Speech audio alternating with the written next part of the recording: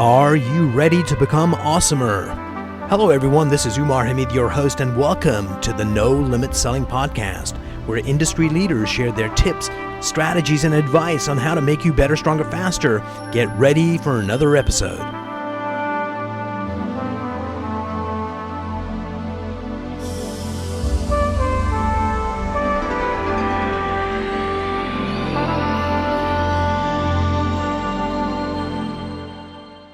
Hello everyone. Today I'm a little nervous because I'm talking to two interrogators. Actually, I've got the privilege today to talk to Will and Marcella. They run the Oakley Group. They're realtors and they used to be investigators and hostage negotiators. Both of you, welcome to the program.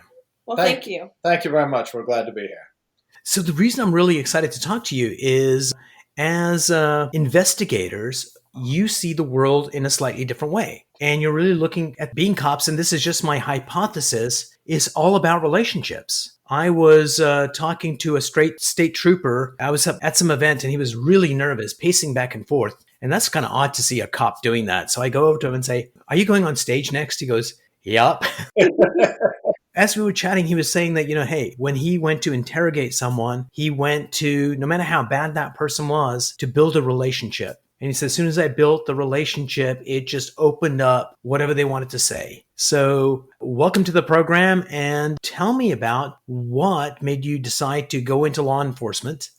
Well, going into law enforcement was, it just kind of happened. We both started off in the sheriff's office and progressed into patrol and then finally into detective world and hostage negotiation. So I'm going to, Marcella, so you were a sheriff and you had an idea of what negotiator was. What did you find was in alignment with your thoughts, and what was surprising when you actually ended up doing the job? The hostage negotiation part? Yes. So I actually didn't start as a hostage negotiator until I was a detective, which Yes. Was some time after becoming a police officer. And I realized very quickly that the core to human behavior is understanding where people are coming from and their perception and listening. And I realized quickly that if I adhered to the tools given to me that allowed me to do that, that I would get I'd become successful in my negotiations and with my victims, the victims that I dealt with, and then also any suspects that we dealt with as well. And hostage negotiations there was something about being able to do that and then being taught more tools that Yes. allowed me to become even more successful as a detective, but then also gain experience in the hostage negotiation world that I'm really grateful for. I had a wonderful mentor. Brilliant. And what about you, Will? What was surprising when you became a detective? It was a different world. It wasn't there was a lot of variety in the patrol world. In the detective world, you specialized a little bit more. You honed your skills, mainly your communication skills. People start building their perceptions of you the very second they see you. And Absolutely. It could be from how you wear your clothes, your suit, your uniform, whatever the case is, to how you interact with somebody. And there were some very surprising times when I've always worked to treat people right and treat people with respect. And as Marcella was saying, listen to their perspective. And it paid off in the working, because I would have people say, I'm not going to talk to that officer, but I'll talk to this detective because he treated me right in jail. So it came back to you if you treated him right. Brilliant. The state trooper, I'm not sure that was his rank. I'm sure he was a lieutenant or something more fancier. But the one thing he said, it was he would look at the suspect through that one-way glass and then go home and get changed. And if it was a banker wearing a suit, he'd come into that meeting wearing a suit. And if it was a trucker, he would wear jeans and boots. And he actually went to that little extra effort to connect. And the reason I brought this up, A, very interesting background, but B, we get so sophisticated in what we do, whether it's real estate or brain surgery or whatever, and we lose sight of that human connection. And going to brain surgeons, it turns out that if you're a doctor and you have really good bedside manner, you don't get sued. Even if you're atrocious. And it's like, where's my watch? Wait a minute. As in, it's still inside the patient. But and you can have a doctor that's fabulous, that, technically is an expert, but if they don't have a good bedside manner, they get sued because people don't feel that connection. So you're taking this skill set and you brought it into real estate. How did you find that it was helpful in connecting with potential clients as they became customers and also negotiating deals? Take that. Sure.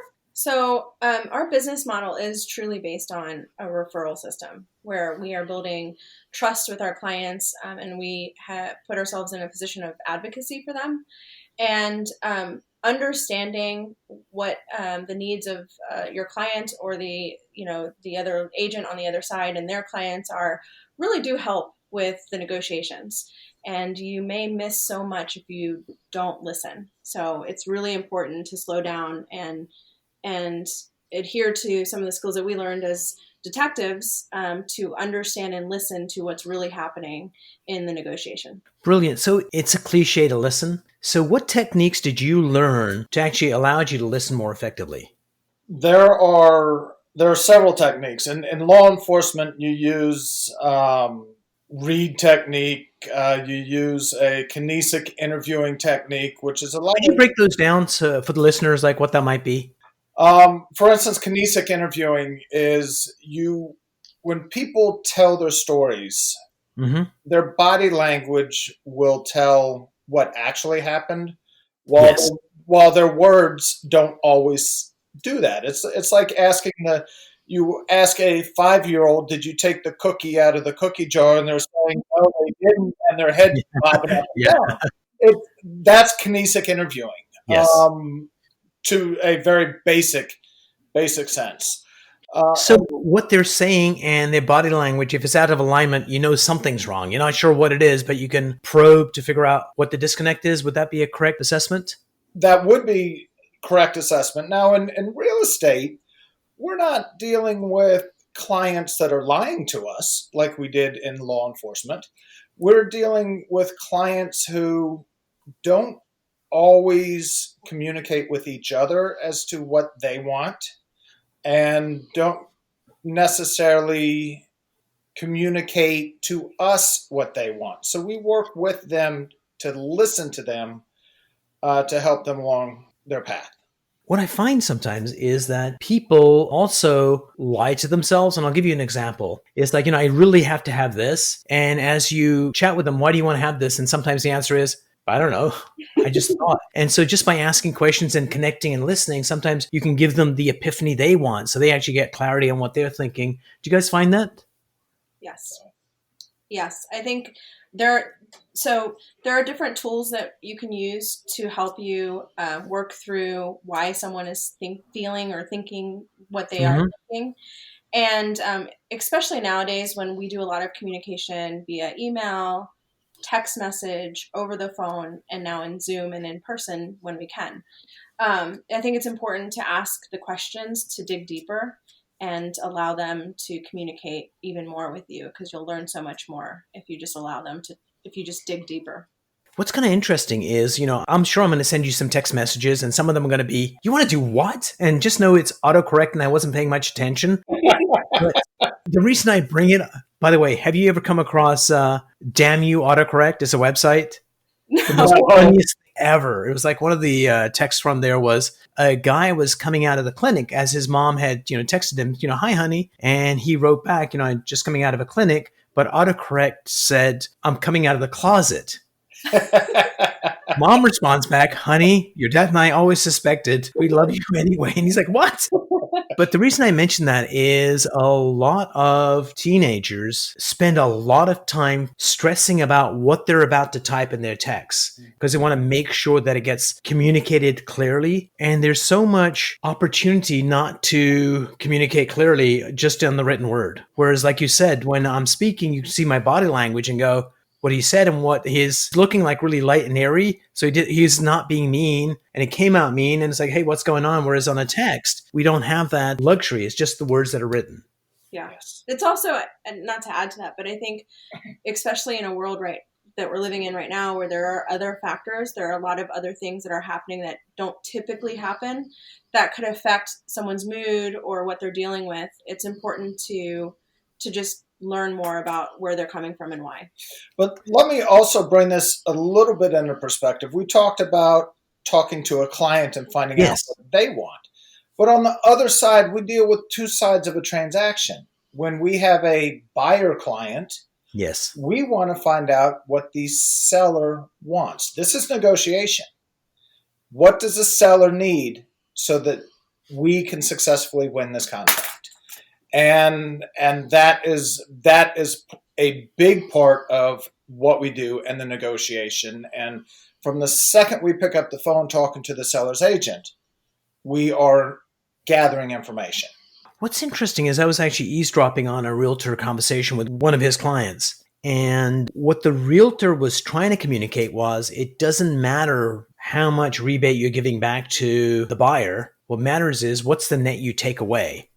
Right. But he didn't address that right up front in the conversation. He had a 15-minute conversation. Near the end is where he brought it up purposefully. Because had he brought it up too soon in the conversation, the client wouldn't have heard it. And they let them vent and get worked up about it. And then they finally went down there and said, you're still going to walk away with $300,000 cash that you can use to buy a house in California. And I thought that was really interesting and masterful the way he did it, because I would be the one, I know the answer. And I would have given it right away. So how do you manage expectations? Because you know what the situation is, but sometimes you can't reveal it immediately because you want them to get it. So how do you gauge that? Generally, a good solid onboarding with our clients. Did you say waterboarding? Waterboarding. Yeah, that's a That would whole be more effective, yes. that's for confession. No, onboarding. When we're bringing a client in, we tell them what to expect. We educate them about the process and how things work. And So set the expectations of what's going to happen. yes, absolutely. Absolutely. Expectations have to be known. And Sorry about that. I apologize. and they have to be very clear. So how do you handle this? I find a lot of realtors don't do this well. It's, hey, when we get to this stage, you're going to freak out. All our clients do. But don't freak out because this is what's going to happen next. And it's almost giving them permission to do that and really expect it because, these are the things that are going to happen, but we don't talk about their emotional response. Do you guys kind of get into that as you're setting expectations? Absolutely. Nice. We tell them that, hey, this part's going to be stressful. It's going to be hard to be out of your house while people are traipsing through your home for a weekend. Yes. And then when somebody gives you an offer, you're going to feel like another offer may be better, So we set those expectations. Nice. And if you ask people what they're concerned about, they'll tell you. And a lot of times they're going to articulate that without you needing to bring it up. They're usually aware of it and will articulate those stresses beforehand. Just something you said there is so important, ask. Because maybe not in real estate transactions, but if you take a look at family dynamics, oftentimes, Aunt Betty is going to see it this way, see it that way. And they're all making up stories rather than say, Aunt Betty, how are you going to feel about this? And then you can have that conversation rather than assume. Well, it goes to our personal relationship too. If I assume she's thinking X, I'm going to be wrong every time by virtue of being male. But yeah, absolutely. But you don't want to assume that. You have to ask. And if you don't ask, there's more of a chance of you being wrong. But there's also something that happens when people articulate how they're feeling. They're able to deal with those emotions and exhale, essentially. And so absolutely, it really does help when you are able to allow whoever it is that you're talking to open up, essentially. So one of my areas of expertise is applied neuroscience and neurolinguistics. And we do this really powerful exercise where we get Marcella, think about this situation that you're really angry about or frustrated about, and you're not going to change your mind because that's who you are. And you have a death grip on it and say, yes, I believe all dogs should be beaten, or whatever that thing is. And then we have, let's say, 20 other people in the classroom, and people suggest different ways of looking at it. You're not allowed to respond back to them. Just hear it. You don't have to agree with it. But what's really interesting is after you hear 10 different viewpoints, some that might agree with you, some not, that your hold on that reality changes just by listening to it. And that's not even reacting. And people can actually go, oh my God, I was so certain that gravity exists, and now all of a sudden I'm not as sure. So it's kind of amazing just by doing that, just letting people vent out what they're thinking is enough to get them to relax about it a little bit.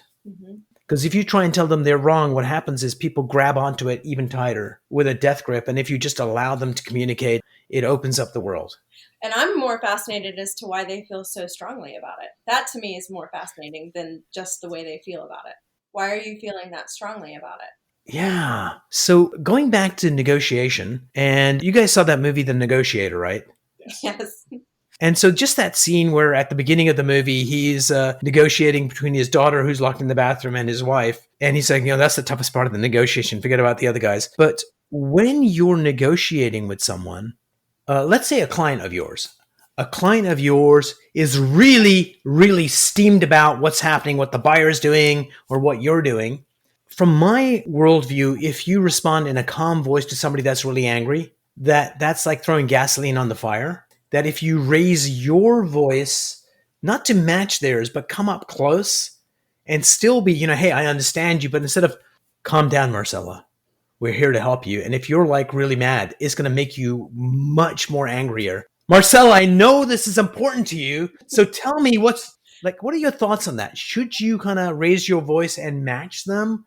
Or should you be calm and try and convince them? So there's a book written by Chris Voss with the Black Swan Group. I've read it. Have you read it? I have. Negotiate as if your life depends on it. Yeah. Yes.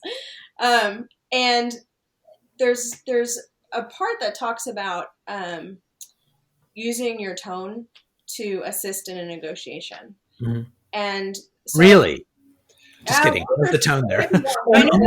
I was just being funny. What you're referring to specifically is Chris Voss talks about the late night FM DJ voice when someone's upset, bringing them down to a calmer state.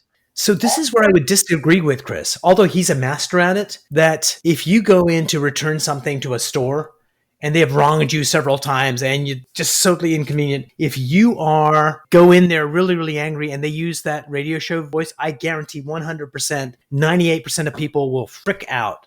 That's because they get caught doing it. It's got to be to a certain level where it's not even noticed. So here's how you do it. From my worldview is, let's say someone's steaming and they're talking really, really loud and really angry. You go up about 20% away from that 80% of their voice, say, oh my God, you look really upset. What's going on? Then slowly start bringing your voice down.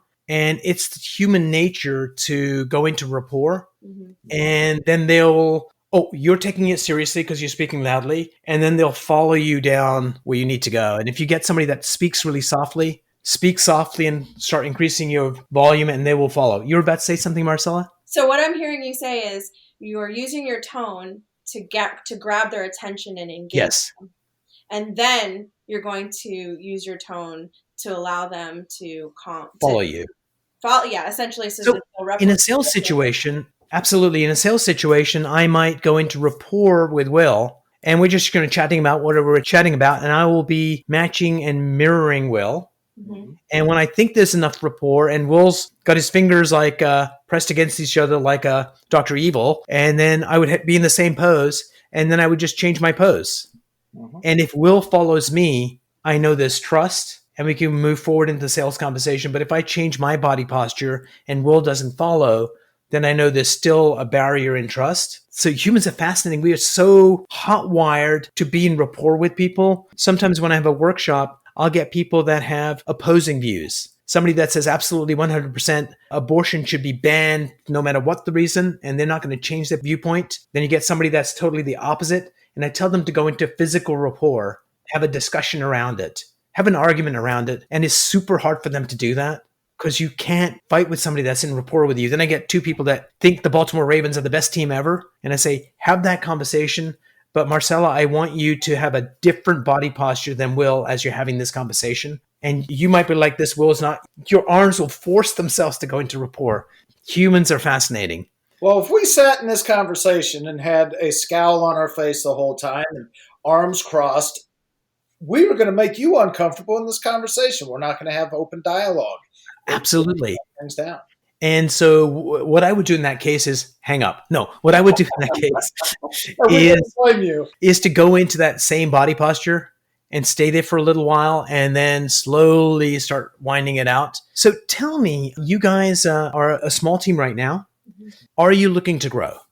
Yes, we're always looking to improve in the market and have more presence in the market, and you do that through growth.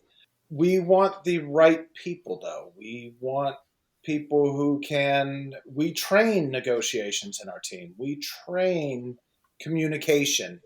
And we don't want a team of 30 people. We still want a small team. Like a nice 5-10 person team? Our mission statement to us is important. And so we definitely want to work with a team, have a team that believes in the same things that we believe in, has the same goals that we have, and that feels like we can grow together. So growing is definitely important. Growing the right way is even more important to us. Brilliant.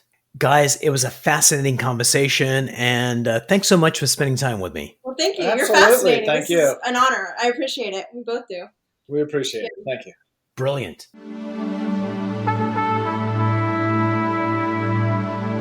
If you enjoyed this episode, please go to iTunes and leave a 5-star rating. And if you're looking for more tools, go to my website at nolimitselling.com. I've got a free mind training course there that's going to teach you some insights from the world of neuro-linguistic programming, and that is the fastest way to get better results.